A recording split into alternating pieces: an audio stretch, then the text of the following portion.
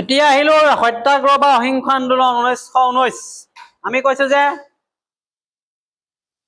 Rowlatt আইনৰ প্ৰতিবাদত গোটেই দেশতে আন্দোলন আৰম্ভ হ'ল। বিশেষকৈ মহাত্মা গান্ধীয়ে সত্যাগ্ৰহ আৰম্ভ কৰিলে। ৰাওলাট আইন আছিলে অতি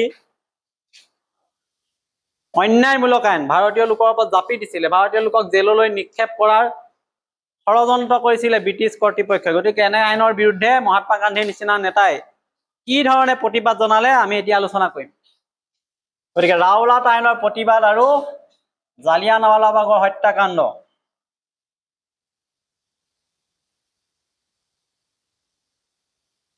এইডোখৰ পৰা আছে কিতাপত মিলাইছো। ৰাওলাট আইনৰ প্ৰতিবাদত গান্ধীজীয়ে 1919 চনত সত্যাগ্ৰহ বা অহিংস আন্দোলন আৰম্ভ কৰিছিল। আছেনে নাই?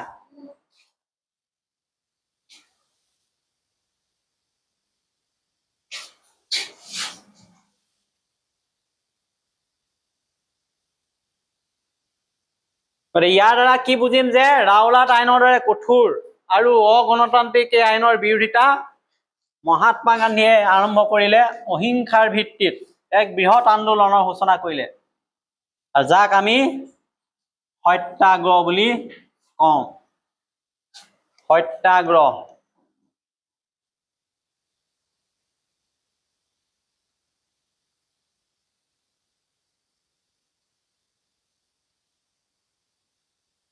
সত্যাগ্ৰহনো কি? গান্ধীজীয়ে নিজৰ ভাষাত কৈছে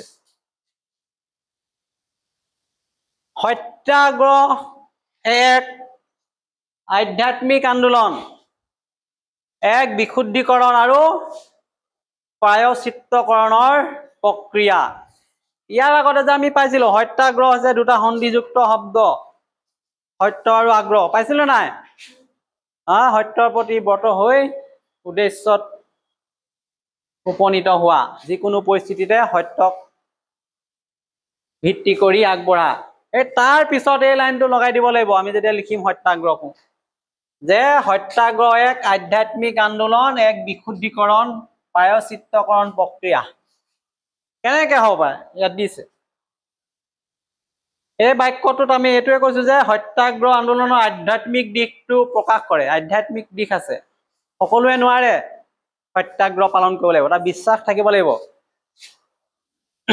গান্ধীজীৰ মতে সত্যাগ্ৰহ কেৱল ৰাজনৈতিক প্ৰতিবাদ নহয়, ই এটা আত্মশুদ্ধি, নৈতিক সচ্ছলতাৰ প্ৰক্ৰিয়া। নিজকে শুদ্ধ কৰাৰ এটা পথ মুকলি হ'ব। নৈতিকতা ইয়াত কথা থাকিব, উচিত অনুচিত মানুহে বিচাৰ কৰিব পৰা যিটো বিবেকৰ কথা থাকিব, যুক্তিপূৰ্ণ দিশটো ইয়াত প্ৰতিফলিত হ'ব লাগিব, তেতিয়া সত্যাগ্ৰহ হ'ব। যিকোনো এটা ঘটনা ঘটাই দিলেই নহ'ব, সেইটো উচিত আছিলে নাই, সেইটো নৈতিকতাৰ পৰিপন্থী নেকি, গ্ৰহণযোগ্যতা আছে নে নাই। আৰু ইয়াৰ যোগেদি আগতে কোনোবাই যদি বেয়া কামো কৰিছিলে, এটা উপায় সত্যাগ্ৰহত এটা অপশ্যন পাব যে নিজকে শুদ্ধ কৰাৰ, আৰু শুদ্ধ হ'বই লাগিব, তেতিয়াহে এই পথটো গ্ৰহণ কৰিব পাৰিব। এতিয়া কি হ'ল, 1919 চনৰ 6 এপ্ৰিলত হৰতাল কাৰ্যসূচীৰে আন্দোলন আৰম্ভ হৈছিল। এই তাৰিখটো মনত ৰাখিবি যে গান্ধীজীয়ে কেতিয়া সত্যাগ্ৰহ আৰম্ভ কৰিলে। 1919 চনৰ 6 এপ্ৰিল।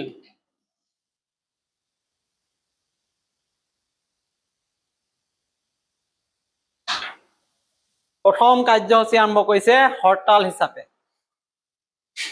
ইয়াত কি বুজিলো যে 6 এপ্ৰিল 1919 চনত দেশজুৰি হৰতাল ঘোষণা কৰি সত্যাগ্ৰহ আন্দোলনৰ আনুষ্ঠানিক সূচনা হয়। এইটো এইফালে চা, এই শব্দটো সত্যাগ্ৰহ আন্দোলনৰ আনুষ্ঠানিক ঘোষণা কেতিয়া হৈছিলে? তেতিয়া ক'ব লাগিব এপ্ৰিল 6, 1919 চন। কি কাৰ্যসূচী লৈছিলে? হৰতাল, প্ৰতিবাদ। কেনেকে লৈছিলে? এতিয়া এয়া সকলোৱে হৰতাল কেনেকে কৰে, ইয়াত দিছে। সকলোৱে ব্যৱসায় বাণিজ্য পৰিহাৰ কৰি অনশন কৰিছে, প্ৰাৰ্থনাত বহিছিলে। অৰ্থাৎ লোকসকলে কি কৰিলে? ব্যৱসায় বাণিজ্য পৰিহাৰ কৰি অনশন প্ৰাৰ্থনা কৰিলে, নিজ ইচ্ছাৰে কাৰ্য বাণিজ্য বন্ধ কৰি ধৰ্মীয়ভাৱে প্ৰাৰ্থনা আৰম্ভ কৰিলে, উপবাসৰ কথা ক'লে, শান্তিপূৰ্ণ প্ৰতিবাদ কৰিলে, এই ধৰণে আগবাঢ়িছে। আৰু এইবিলাক কৰিবলৈ মানুহক আধ্যাত্মিকতা লাগিব, ভগৱানৰ ওপৰত বিশ্বাস লাগিব, মনটো নিজক কণ্ট্ৰল কৰিব লাগিব, উগ্ৰ হলে নহব, শান্ত শান্তিপ্ৰিয় হব লাগিব। এইকাৰণে উপবাসৰ কথা কৈছে, ব্ৰতত থাকিব লাগিব, প্ৰাৰ্থনা কৰিব লাগিব, প্ৰায়শ্চিত্তকৰণৰ পথ তেতিয়াহে পাব সত্যাগ্ৰহ যোগেদি। এতিয়া লাহে লাহে কি হল, এই আন্দোলনে এক বৃহৎ গণ আন্দোলনত পৰিণত হল। গণ আন্দোলন।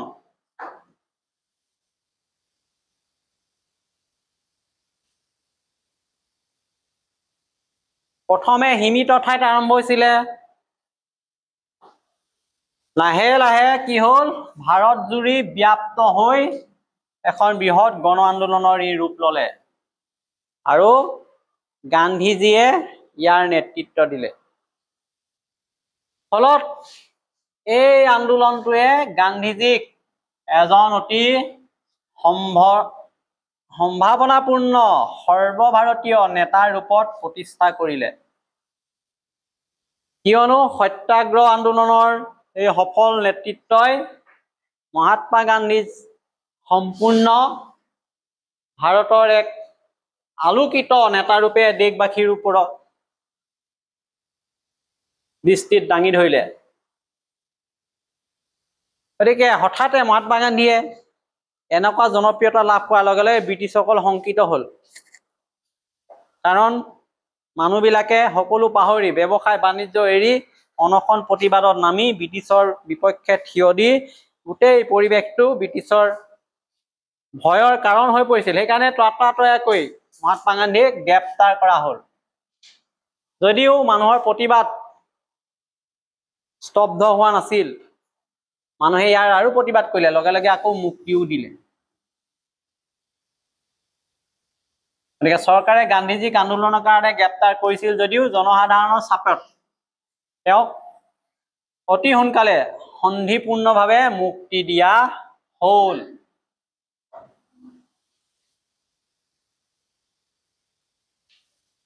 এতিয়া আহিব আমাৰ মেইন যিটো টাৰ্গেট, জালিয়ানৱালাবাগৰ হত্যাকাণ্ড। এইটো চমু টোকা নাহে, কিন্তু ইয়াৰ ভিতৰৰ গোটেই কথাখিনি আহে। কেনেকে ঘটিলে জালিয়ানৱালাবাগৰ হত্যাকাণ্ড, কোন জড়িত হৈছিলে, ই কেনেকে আমাৰ ইতিহাসৰ এটা মাইলৰ খুঁটি হল, ৰবীন্দ্ৰনাথ ঠাকুৰৰ ইয়াত কি ভূমিকা আছিলে, জালিয়ানৱালাবাগৰ হত্যাকাণ্ড কোন তাৰিখে হৈছিলে, এই কথাবিলাক ইয়াত ওলাব।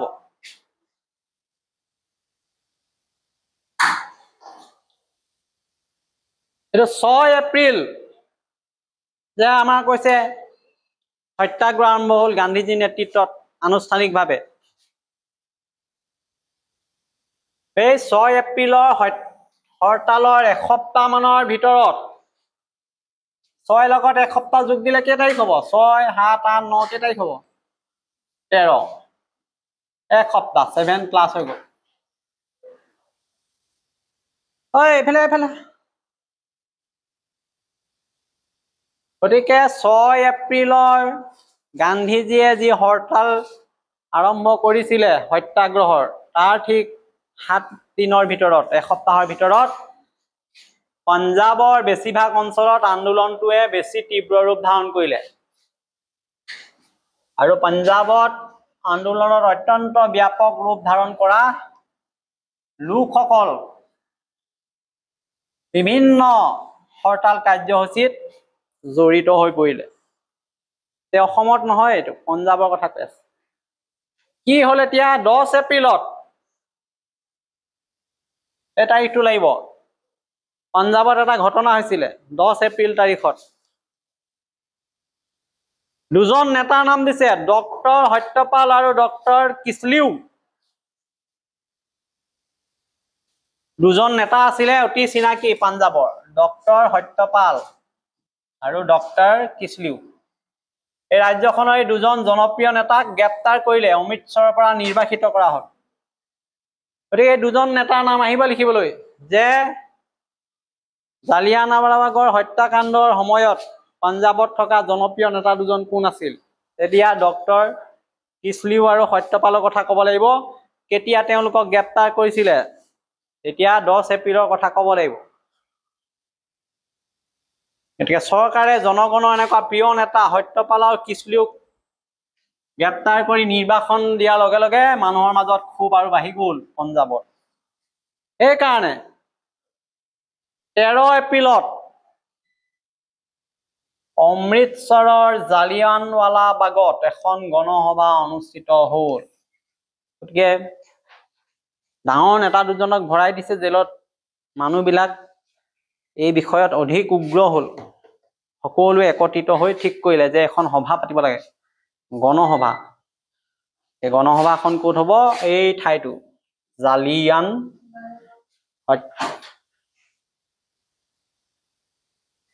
জালিয়ানৱালাবাগৰ হত্যাকাণ্ড গতিকে এই দিনত পাঞ্জাৱৰ অমৃতসৰত জালিয়ানৱালাবাগ এই শব্দটো দুবাৰমান লিখিব লাগিব তেতিয়াহে শুদ্ধ হ'ব নহ'লে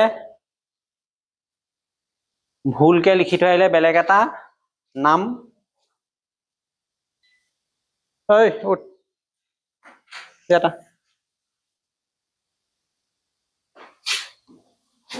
গতিকে 10 এপ্ৰিলত দুজন নেতাক জেলত প্ৰেৰণ কৰিছে নিৰ্বাসন কৰিছে 13 এপ্ৰিলত জনসভা অনুষ্ঠিত হৈছে জনসভাখন অনুষ্ঠিত হৈছে জালিয়ানৱালাবাগত তাত শতাধিক মানুহৰ শান্তিপূৰ্ণ সভা আয়োজন হৈছে তেতিয়া এই মানুহজনৰ নাম লাগিব তদানীন্তন নিৰাপত্তাৰ দায়িত্বত আছিলে দায়িত্ববাহী বিষয়া জেনেৰেল ডায়াৰ গোটেই ঘটনাটো এওঁ কৰিলে জেনেৰেল ডায়াৰে এই সভাখনত অনুষ্ঠিত হোৱাৰ ক্ষেত্ৰত প্ৰথমতে একো বাধা প্ৰদান কৰা নাছিলে জেনেৰেল ডায়াৰে সভা অনুষ্ঠিত হ'বলৈ অনুমতি দিছিলে যদিও পিছত তেওঁ ইয়াৰ উলোটা আখৰ মাৰিলে যেতিয়া মানুহবিলাক গোট খালে সভাখন অনুষ্ঠিত হ'ল তেতিয়া তেওঁ মিছা মাতিলে যে মই অনুমতি দিয়া নাই বা অনুমতি দিয়াৰ ক্ষেত্ৰত মই ইচ্ছুক নাছিলো কেনেকৈ কি কৰিলে তেওঁ এটা ঘটনা কৰিলে সভাখন অনুষ্ঠিত হোৱা যিখন পথাৰ আছিলে এই সভা এখন অনুষ্ঠিত হৈছে ফিল্ডত এইটো বাউণ্ডাৰী আছে চাৰিফালে সকলো ফালে ওখ দেৱাল আছিলে এই ফিল্ডখনত ইয়াতে যদি হৈছে সভা এটা বাউণ্ডাৰী গোটেই ফিল্ডত চাৰিফালে ৱাল আছে প্ৰৱেশ কৰিবলৈ এটা মাত্ৰ সৰু পথ আছিলে এখন পথ আছিলে গতিকে জালিয়ানৱালাবাগৰ যিখন পথাৰ আছিলে তাত চাৰিওফালে নিৰাপত্তা আছিলে আৰু ওলোৱাৰ মাত্ৰ এটা সৰু ৰাস্তা আছিল যি মানুহৰ পলাই যাবলৈ একেবাৰে অসুবিধাজনক আছিল আৰু তেতিয়া সভাখন যেতিয়া অনুষ্ঠিত হৈ আছিলে হঠাতে জেনেৰেল ডায়াৰে কি কৰিলে যিবিলাক নিৰাপত্তা ৰক্ষা বিষয়া আছিলে সিহঁতক গুলি কৰিবলৈ নিৰ্দেশ দিলে গুলি চালনা কৰিলে গতিকে হঠাৎ জেনেৰেল ডায়াৰৰ পৰা এনেকে নিৰ্দেশ পায় নিৰাপত্তাৰক্ষী অসহায় এইবিলাক শান্তিপূৰ্ণ সভা অনুষ্ঠিত হৈছিল নিৰস্ত মানুহবোৰৰ ওপৰত নিৰ্দয়ভাৱে গুলি চলাবলৈ আৰম্ভ কৰিলে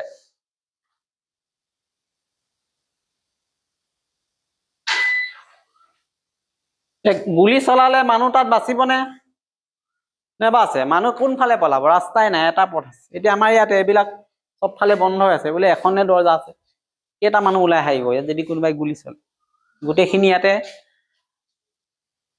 গুলি নহলে মানুহৰ মাজতে কিবা এটা হৈ মৰিব দুই এটা তেনেকুৱা পৰিৱেশ হৈছে গতিকে এই নিৰ্দয় গুলি চালনাত শ শ লোকৰ মৃত্যু হৈছিল আৰু বহুতো লোক আহত হৈছিল আৰু এইটো এটা হত্যাকাণ্ড হৈছিলে আৰু ইয়াত শ শ লোক নিহত আৰু বহু আহত হয় ইতিহাসত এই ঘটনা এক গভীৰ কলংক হিচাপে স্থান লাভ কৰিছে আৰু এই ঘটনাটো ইতিহাসত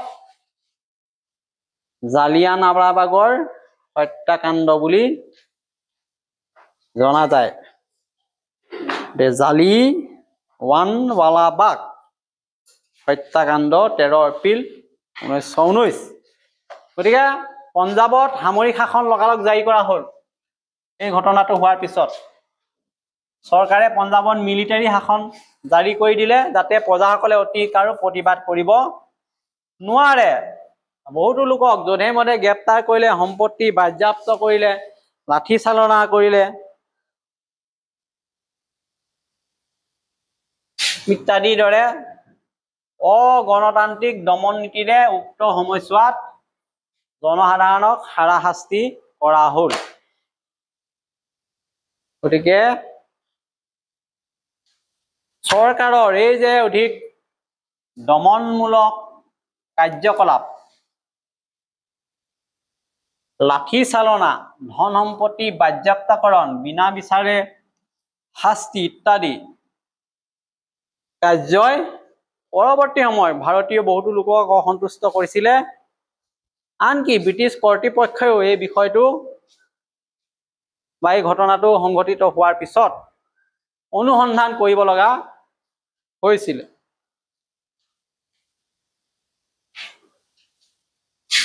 চৰকাৰে কি কৰিলে, লৰ্ড হাণ্টাৰ, এই নামটো লাগিব, লৰ্ড হাণ্টাৰৰ নেতৃত্বত পঞ্জাৱৰ ঘটনা প্ৰবাহৰ বিষয়ে অনুসন্ধান কৰিবলৈ এখন আয়োগ গঠন কৰি দিছিল। এইখনৰ নাম হৈছে হাণ্টাৰ আয়োগ। হাণ্টাৰ কমিশ্যন বা হাণ্টাৰ আয়োগ। পৰীক্ষা তেনেকে আহিব, হাণ্টাৰ আয়োগ কিয় গঠন কৰা হৈছিল, কেতিয়া গঠন কৰা হৈছিল? চৰকাৰে লৰ্ড হাণ্টাৰৰ নেতৃত্বত এই পঞ্জাৱত যে ঘটিলে জালিয়ানৱালাবাগৰ হত্যাকাণ্ডটোৰ অনুসন্ধান কৰিবলৈ এখন আয়োগ গঠন কৰি দিছিল। সেইখন হৈছে হাণ্টাৰ আয়োগ। কাৰণ চৰকাৰে ঘটনাটোৰ তদন্তৰ বাবে এই লৰ্ড হাণ্টাৰৰ নেতৃত্বত অনুসন্ধান আয়োগ গঠন কৰাৰ পিছত যি ফল পাব লাগিছিলে কিন্তু সেই ফল নাপালে। ইয়াৰ ফলত অশান্তিহে বেছিকৈ পৰিপূৰ্ণ ঘটনা দেখিবলৈ পোৱা গ'ল। লণ্ডনত কি হ'ল কথাটো? লণ্ডনত ব্ৰিটিছ চৰকাৰে জেনেৰেল ডায়াৰক চাকৰিৰ পৰা অব্যাহতি দিলে।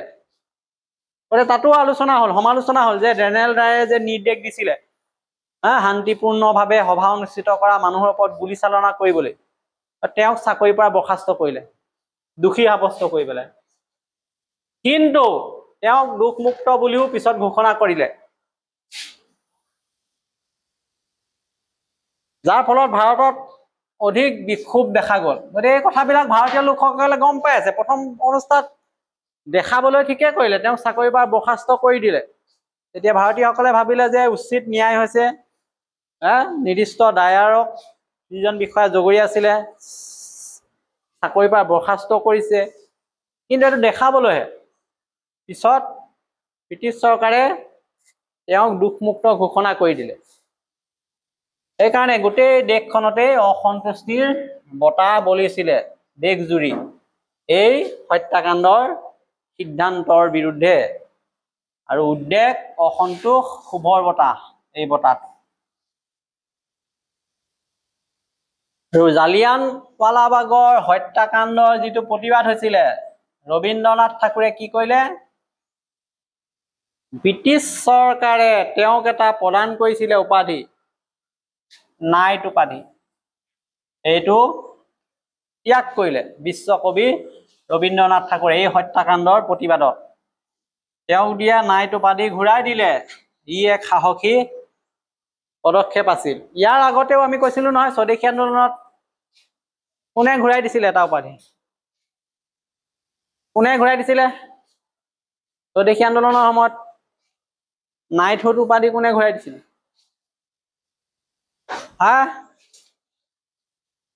গোপাল কৃষ্ণ গোখলে। এতিয়া কোনে ঘূৰাই দিছে? বিশ্বকবি ৰবীন্দ্ৰনাথ ঠাকুৰে। গতিকে ইয়াৰ পৰা আমি কি বুজিলো? যে ৰাওলাট আইনে আৰম্ভ কৰা ব্ৰিটিছৰ অনৈতিক অনিয়ম ফলটো কোনে ভুগিলেগৈ? শেষত জালিয়ানৱালাবাগৰ হত্যাকাণ্ডত যিসকল লোক মৃত্যু হ'ল তেওঁলোকে।